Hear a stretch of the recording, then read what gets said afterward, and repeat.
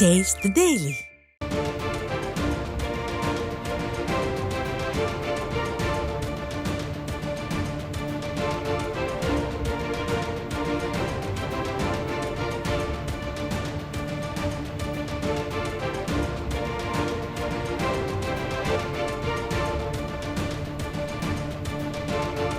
அண்மை செய்தி.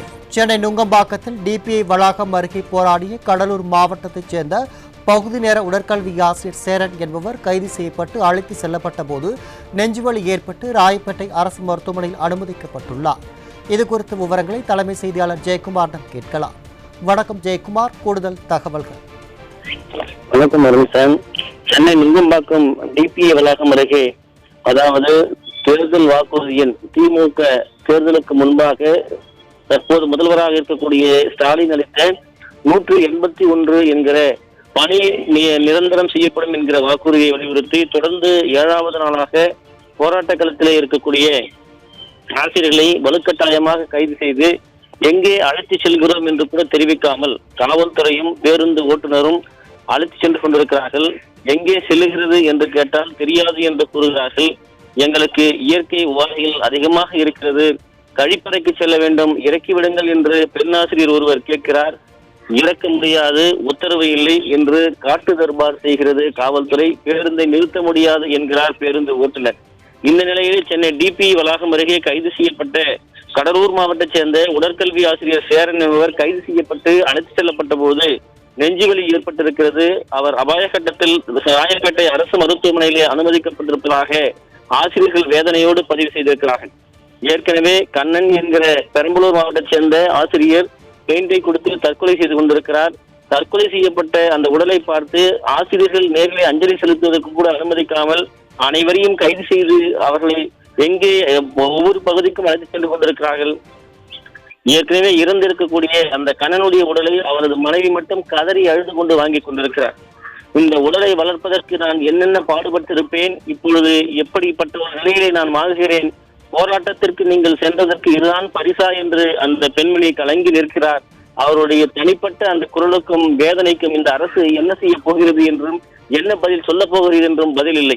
குறிப்பாக திமுக அரசும் பள்ளிக்கல்வித்துறையும் காவல்துறையும் இதற்கு என்ன பதில் வைத்திருக்கிறார்கள் என்பது புரியவில்லை என்று அவர் கண்ணீரோடு கலங்கி கொண்டிருக்கிறார். ஒரு ஆசிரியை தனிப்பட்ட முறையிலே சக ஆசிரியர் கூட உடனில்லாமல் ஒரு அஞ்சலி செலுத்த முடியாமல் தனி நிர்கதியாய் நின்று தனது அந்த கணவனுடைய உடலை மிகப்பெரிய கனத்த மனதோடு வாங்கக்கூடிய அந்த சம்பவம் என்பது கல் நெஞ்சையும் உரைய வைக்கக்கூடிய சம்பவமாக, வேதனையுடைய உச்சமாக இன்றைக்கு முதல்வரும் துணை முதல்வரும் பள்ளிக்கல்வித்துறை அமைச்சரும் பொங்கல் பண்டிகை கொண்டாடி கொண்டிருக்கிறார்கள். சாரட் வண்டையிலே பள்ளிக்கல்வித்துறை அமைச்சர் சென்று உரியடித்துக் கொண்டிருக்கிறார், பொங்கல் வைத்துக் கொண்டிருக்கிறார். மற்றொரு புறம் பறையடித்துக் கொண்டு பொங்கலை கொண்டாடி கொண்டிருக்கிறார் முதலமைச்சர். துணை முதலமைச்சர் புத்தக கண்காட்சிக்கு என்று தனது மகனோடு தோளிலே கை போட்டுக் கொண்டு இன்ப சுற்றுலா போன்று குடும்பத்தோடு சென்று கொண்டிருக்கிறார்கள். இங்கே நாங்கள் கதறி கொண்டிருக்கிறோம், கண்ணீர் வடித்துக் கொண்டிருக்கிறோம், எங்களுக்கு பொங்கல் இல்லை, ரத்த கண்ணீர் வடித்துக் கொண்டிருக்கிறோம், ஒரு கழிப்பறைக்கு செல்வதற்கு கூட அனுமதி காத்துக் கொண்டிருக்கிறோம் என்று கண்ணீர் வடித்துக் கொண்டிருக்கிறார்கள். இதனையெல்லாம் இந்த காட்டு தர்பார் ஆட்சியிலே எங்களுக்கு பதில் இல்லை என்று அவர்கள் வேதனையோடு கூறுகிற போராடுகிற அந்த காட்சியை பார்க்கிற போது துயரத்தினுடைய உச்சத்திற்கு இந்த ஆசிரியர்களை இந்த அரசு தள்ளி இருக்கிறது என்பதை அவர்கள் சொல்லக்கூடிய வேதனையை, அவர்களுடைய வேதனை குரலை பார்க்கிற போது தெரிய வருகிறது. குறிப்பாக 2026 இவர்களுக்கு நாங்கள் முடிவு கட்டுவோம் என்று எச்சரித்தும் அவர்கள் வீடியோ பதிவை வெளியிட்டிருக்கிறார்கள். தற்போது நாம் பார்க்கக்கூடிய இந்த சம்பவம் என்பது சேரனுடைய உடல்நிலை எப்படி இருக்கிறது, மிகப்பெரிய அச்சத்திலே பதற்றத்திலே ஆசிரியர்களுக்கு தற்போது அதிகமாக ஆகியிருக்கிறது பதற்றம். ஏற்கனவே ஒரு ஆசிரியரை இழந்து நிற்கிறோம், மற்றொரு ஆசிரியருக்கு நெஞ்சு வலி ஏற்பட்டிருக்கிறது. ஏற்கனவே சில ஆசிரியர்கள் மயக்கமடைந்து மருத்துவமனைக்கு அனுப்பி வைக்கப்பட்டிருக்கிறார்கள். இந்த நிலையிலே கைது செய்யப்பட்டிருக்கக்கூடிய பெண் ஆசிரியர்கள், அவர்களுக்கு சர்க்கரை வியாதி இருக்கிறது, மன அழுத்தம் இருக்கிறது, நெஞ்சு வலி இருக்கிறது, இதற்காக மருந்துகள் எடுத்து வருகிறோம், கழிப்பறைக்கு சென்று விட்டு நாங்கள் பேருந்திலே வந்து ஏறுகிறோம் என்பதற்கு கூட ஏதோ பாயிண்ட் எக்ஸ்பிரஸ் பேருந்தை போல நிறுத்த மாட்டோம் என்று ஊட்டுநர் சொல்லுவதும், எங்களுக்கு மேலெடுத்த உத்தரவை இங்கு நிறுத்துவதற்கு அனுமதி இல்லை என்று காவலர் சொல்லுவதும், பெண் ஆசிரியர்களை கைது செய்து அழைத்து செல்லக்கூடிய பேருந்திலே ஆண் காவலர் காட்டு தர்பார் நடத்துவதும், இதெல்லாம் எங்கே சென்று முடியும் என்பதைத்தான் இந்த காணொலிகள் நமக்கு மிகப்பெரிய கேள்வியாக எழுந்து நிற்கிறது. இன்றைக்கு பொங்கல் பண்டிகை தமிழகம் மட்டுமல்லாது உலக அளவிலே கொண்டாடி கொண்டிருக்கிற இந்த சூழ்நிலையிலே வீதியிலே இறங்கி கடவுளுக்கு நிகராக போற்றப்படக்கூடிய ஆசிரியர்கள் போராட்ட களத்திலே நின்று கொண்டிருக்கிறார்கள். மிகப்பெரிய துயரத்தினுடைய உச்சமாக, துயரத்தினுடைய எல்லையை கடந்து அவர்கள் வேதனையை இந்த அரசு தற்போது அவருக்கு உண்டாக்கி கொண்டிருக்கிறது. தொடர்ந்து ராயப்பேட்டை அரசு மருத்துவமனையில் இருக்கக்கூடிய சேரன் என்கிற அந்த உடற்கல்வி ஆசிரியர் உடல்நலத்தோடு மீண்டு வர வேண்டும் என்பதுதான் ஒட்டுமொத்த ஆசிரியருடைய பிரார்த்தனையாக இருக்கிறது, அவருடைய குடும்பத்தினுடைய வேண்டுதலாக இருக்கிறது.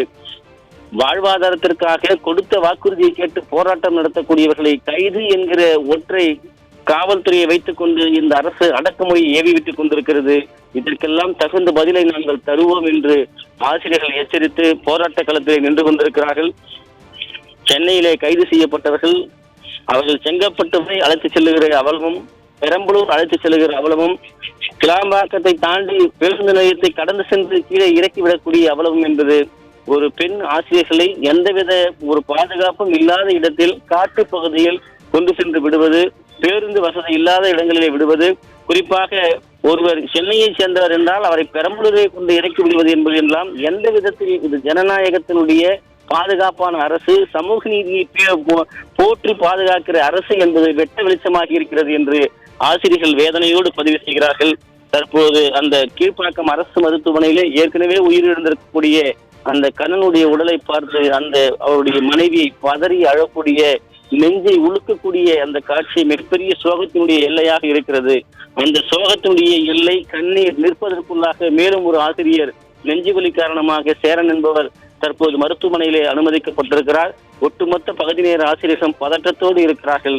தேர்தலுக்கு முன்பாக 181 என்ற வாக்குறுதியை பணி நிரந்தரம் செய்வோம் என்று கூவினீர்களே, கையை பிடித்து உறுதியளித்தீர்களே, எங்கே சென்றீர்கள் என்று இடைநிலை ஆசிரியர் ஒருவரும் சமவேளை ஊதியம் கேட்டு போராடி கொண்டிருக்கிறார்கள். 21 நாட்களை கடந்து பகுதி நேர ஆசிரியர்கள் 7வது நாளாக வீதியிலே இறங்கி போராடி கொண்டிருக்கிறார்கள். இதற்கெல்லாம் சிவிடன் காதில் ஊதப்பட்ட சங்கு போலவும் கிணற்றில் போட்ட கல்லை போலவும் இந்த அரசு கிடக்கிறதே தவிர எங்களுடைய கோரிக்கைகளை கேட்பதற்கோ எங்களுடைய கோரிக்கையை சரி செய்வதற்கோ இந்த அரசுக்கு நேரமில்லை. இந்த அரசுக்கு 2026 சாவு மணி அடிப்பதுதான் எங்களுடைய ஒட்டுமொத்த தீர்மானம் என்று ஆசிரியர்கள் தற்போது கண்ணீரோடு முழங்கிக் கொண்டிருக்கிறார்கள். பேருந்திலே அழைத்துச் செல்லக்கூடிய அந்த பெண் ஆசிரியருடைய வேதனை கொள்ளை கேட்கிற பொழுது, காட்டு தர்பார் நடத்தக்கூடிய காவலுடைய அதிகாரத்தை பார்க்கிற பொழுது, இந்த ஹிட்லரினுடைய ஆட்சியை விட இந்த திமுக ஆட்சி மிகப்பெரிய கொடூரத்தின் துயரத்தின், அதாவது காட்டு தர்பாருடைய உச்சகட்டத்திற்கு இந்த அரசு சென்று கொண்டிருக்கிறது என்பதைத்தான் காட்டுகிறது. ஒரு மனிதநேயம் மனிதாபிமானமே இல்லாத ஒரு நிலையில்தான் அதிகாரிகள் செயல்படுகிறார்களோ என்கிற அச்சம் அந்த காணொலிகளை பார்க்கிற போது ஏற்படுகிறது.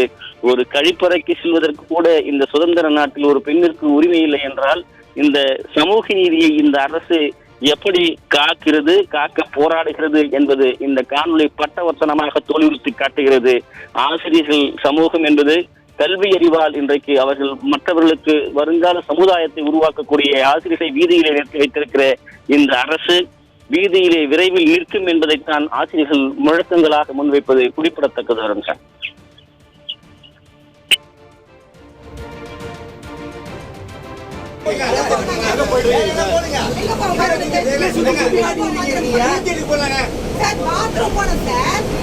இதுக்கு கூட உரிமை இல்ல, இது கூட உரிமை இல்ல.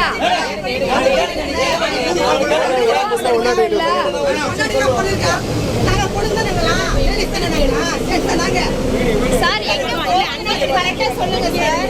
எவ்வளவு நேரம் சார் பஸ்லயே உட்கார்ந்துட்டு இருக்குது? நாங்க எவ்வளவு நேரம் ஒரு ரெஸ்ட் கூட இல்ல சார். இல்ல நீங்க தான் பொறுப்புன்றீங்களா? இல்ல